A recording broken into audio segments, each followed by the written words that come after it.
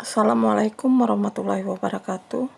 Berjumpa kembali dalam pembelajaran online matematika kelas 12 SMK di SMKS 18 Al-Yasir, Bengkulu. Sebelum belajar, marilah kita berdoa. Berdoa mulai. Selesai. Baiklah, pada pertemuan sebelumnya kalian sudah belajar tentang cara penyajian data dalam bentuk diagram, kemudian dalam bentuk grafik.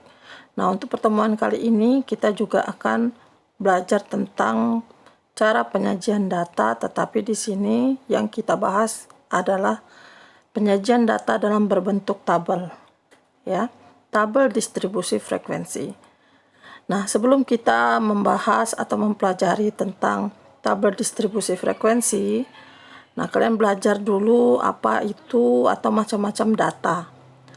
Nah, data dalam statistika kita mengenal dua macam data, yaitu yang pertama, data tunggal. Data tunggal yaitu data yang disusun sendiri menurut nilai dan besarnya masing-masing. Disebut data tunggal karena banyaknya data ditaksir tidak akan melebihi 30 data. Sehingga tidak perlu menggunakan tabel distribusi frekuensi. Tentu saja perhitungan ukuran pemusatan datanya seperti mean, median, modus, dan lain-lain, ini akan kita pelajari untuk pertemuan selanjutnya ya, akan jauh lebih simpel daripada data yang disajikan dalam tabel distribusi frekuensi. Nah, jadi kalau misalkan datanya itu masih kurang dari 30, itu tidak masalah kita menyajikannya satu persatu ya. Nah, itu namanya data tunggal. Tetapi ketika datanya itu lebih dari 30 dan jika disajikan satu persatu itu akan terlalu banyak dan kita kurang rapi dalam melihatnya ya, karena terlalu banyak datanya. Nah, untuk kelebihan penyusunan data dengan data tunggal adalah kita benar-benar dapat melihat nilai sebuah data yang berjajar tanpa melakukan perhitungan terlebih dahulu. Nah, maksudnya di sini datanya itu semuanya kelihatan, ya. Namun data yang berjajar hingga mencapai belasan akan terlihat kurang rapi. Nah, tadi seperti yang Ibu bilang, kalau kurang dari 30 mungkin masih rapi kita melihatnya. Tetapi kalau sudah lebih dari itu sudah terlalu banyak ya.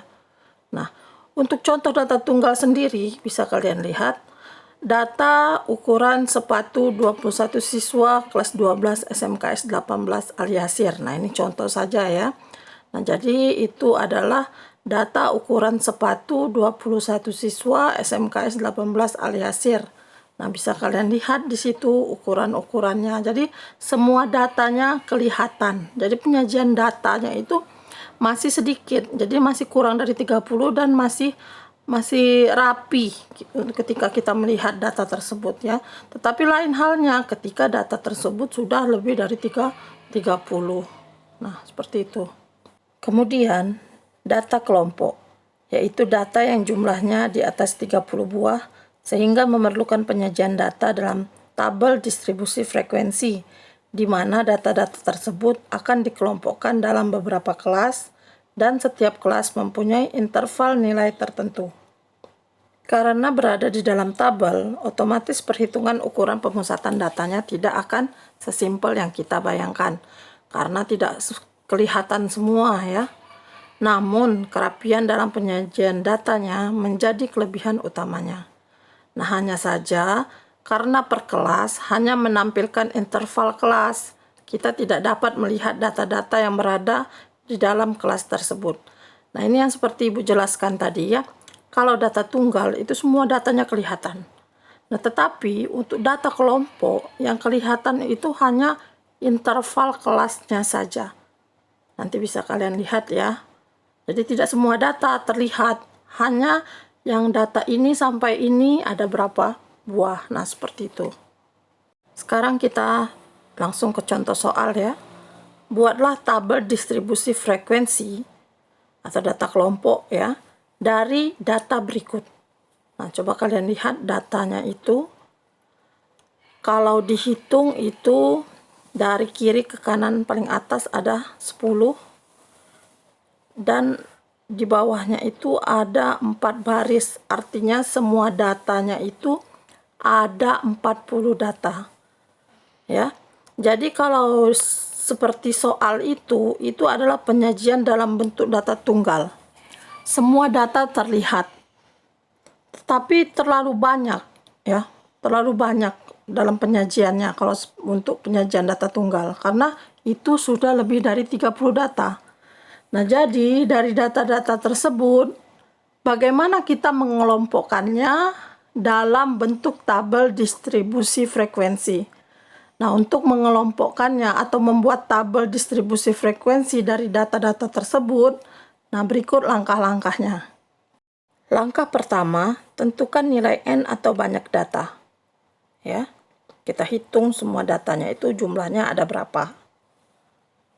Kemudian, setelah itu, kita tentukan nilai maksimumnya berapa sama nilai minimumnya berapa.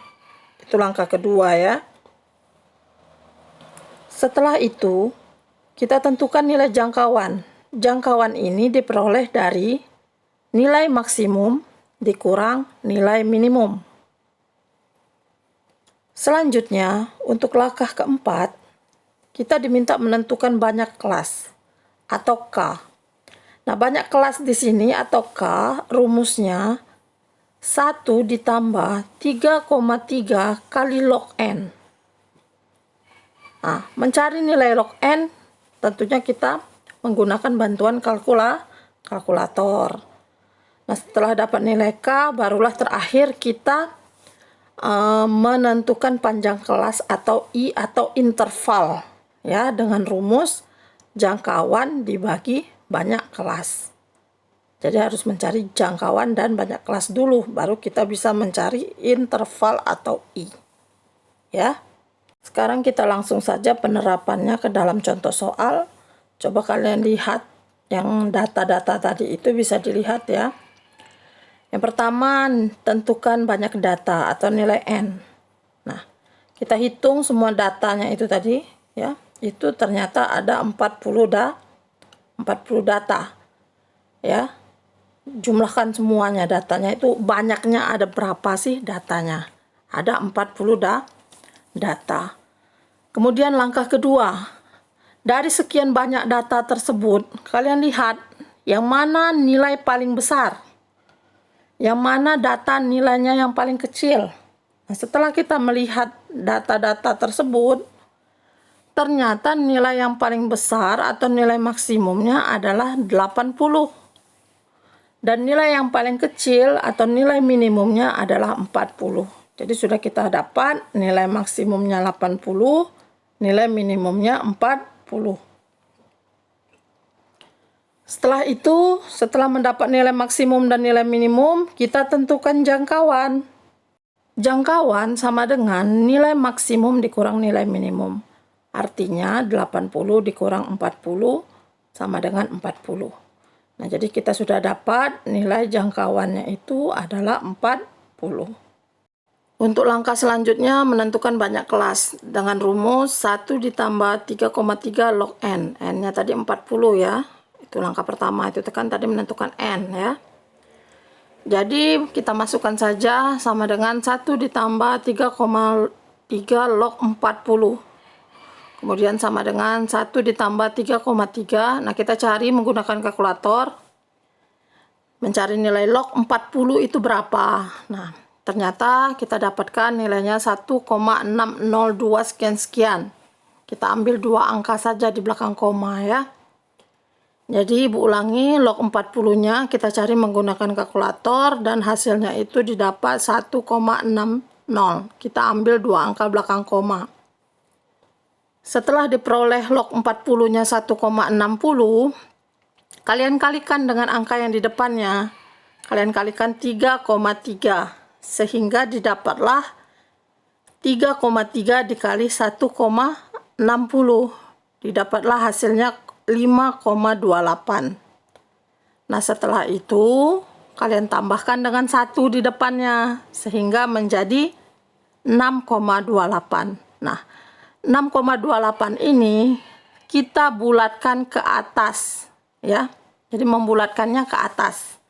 Kita bulatkan ke atas sehingga 6,28 ini menjadi 7. Ya. Jadi untuk nilai K itu sama dengan 7. Karena kita bulatkan ke atas. Gitu ya. Kemudian langkah kelima, menentukan panjang kelas atau interval atau I dengan rumus jangkauan dibagi banyak kelas atau K. Jangkauannya sudah kita peroleh tadi 40. Kemudian K-nya juga sudah kita peroleh itu 7. Kemudian kita bagi hasilnya 5,7. Seperti tadi kita bulatkan ke atas menjadi 6. Jadi panjang kelas atau panjang interval kelasnya itu sama dengan 6. Ya. Jadi semua langkah sudah kita cari nilainya. Sekarang bagaimana cara kita membuat tabel distribusi frekuensinya? Nah, kalian bisa perhatikan di sini ya. Ada datanya, kemudian yang kita cari tadi J-nya ada, K-nya ada, I-nya ada. Sekarang bagaimana cara membuat tabel distribusi frekuensinya? Nah, kalian perhatikan di sini ya. Nah, jadi kalian buat 3 kolom. Yang pertama itu interval, kemudian ada torus, kemudian ada frekuensi. Nah, sekarang bagaimana caranya kita mengisi tabel berikut ya. Nah, sebelumnya data-data itu sudah ada ya, nilai minimum, nilai maksimum, banyak kelas dan intervalnya sudah ada di situ ya. Kemudian ada 40 data tersebut ya. Nah, pertama kita tulis dulu nilai minimum. Nah, nilai minimum di situ kan 40. Nah, jadi kita tulis dulu di bawahnya interval itu 40. I atau interval atau panjang kelas itu kan 6 ya. Jadi kita hitung 40, 41, 42, 43, 44, 45. Nah, jadi 40 sampai 45 itu ada 6. Yang hitungnya seperti itu ya. Nah, setelah 45 itu berarti berapa? Ya. Jadi ada 6 tadi ya. Panjangnya atau intervalnya kelas itu ada 6. Nah, kemudian setelah 45 kita lanjutkan 4, 6. Sama seperti tadi kita hitung. Sebanyak 6 panjang kelas atau interval kelasnya 6. 46, 47, 48, 49, 50, 51. Jadi panjangnya 6 sehingga dari 46 sampai 51 untuk interval yang kedua. Nah, setelah 51 berarti 52. Kita lanjut. Sama seperti tadi kita hitung juga. 52, 53, 54, 55, 56, 57 ya. Jadi sebanyak 6 data.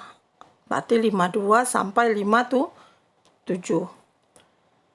Untuk interval selanjutnya kita sambung 58 sampai kita hitung lagi sebanyak 6 juga. 58, 59, 60, 61, 62, 63.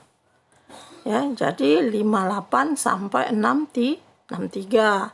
Setelah 63, 64 sampai 64, 65, 66, 67, 68, 69. Nah, berarti kita buat 69, setelah 69, 70. 70, 70, 71, 72, 73, 74, 75. Ya. Juga 6 juga ya, sebanyak 6 ya. Setelah 75 itu 76. Nah, bisa diperhatikan di sini ya. Nilai maksimumnya itu ada 80.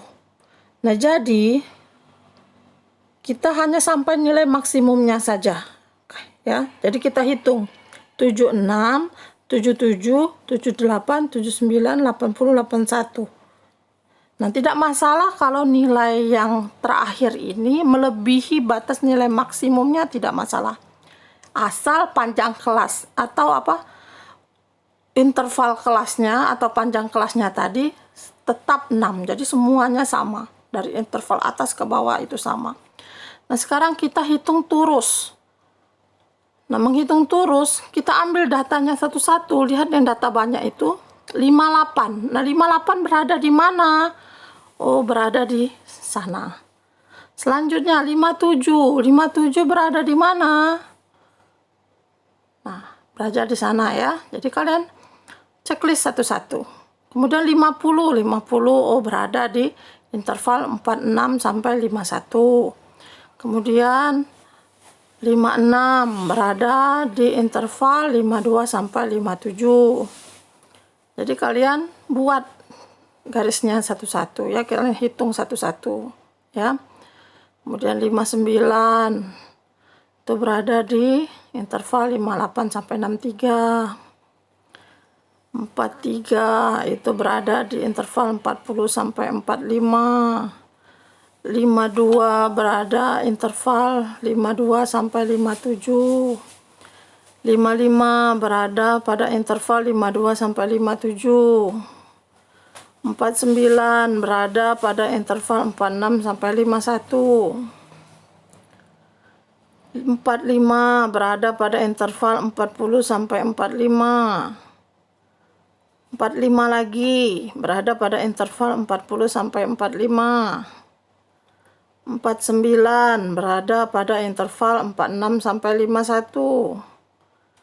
55 berada pada interval 52 sampai 57. Nah, ini kalau udah 5 kita coret. Nah, seperti itu. Itu tandanya 5 ya. Kita lanjutkan sampai selesai. Ya. Sampai selesai, sampai sudah terisi semua ya. Nah, jadi kita isikan satu-satu sampai terisi semua.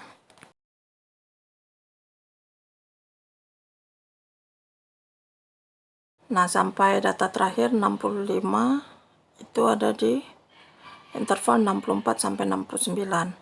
Nah, sudah semua ya, itu kita buat turusnya. Setelah itu kita hitung. Untuk interval 40 sampai 45 itu ada 9, kemudian interval 46 sampai 51 ada 6, untuk interval 52 sampai 57 ada 5, interval 58 sampai 63 ada 3, interval 64 sampai 69 ada 9, untuk 70 sampai 75 ada 4, dan 76 sampai 81 ada 4. Dan setelah itu kita jumlahkan. Kita jumlahkan semuanya, 9 tambah 6 tambah 5 tambah 3 tambah 9 tambah 4 tambah 4, jumlahnya semuanya ada 40. Nah, jadi itulah cara kita membuat tabel distribusi frekuensi ya. Tetapi di sini untuk tabel distribusi frekuensi itu hanya memuat interval dan frekuensinya saja. Nah, jadi setelah prosesnya kita buat turus kan, ada kolom turus kan. Nah, tetapi dalam penyajiannya itu hanya 2 kolom saja, yaitu kolom interval dan kolom frekuensinya yang seperti ini ya. Jadi itulah tadi penjelasan tentang cara membuat tabel distribusi frekuensi dari data tunggal. Nah, ini ada latihan soal. Kalian kerjakan di buku, kemudian kalian catat seluruh materi yang ada di dalam video pembelajaran ini, dan kerjakan latihan soal berikut ini. Setelah selesai, kumpulkan ke dalam classroom kelas kalian. Demikianlah video pembelajaran kali ini, semoga bermanfaat dan tetap semangat ya. Wassalamualaikum warahmatullahi wabarakatuh.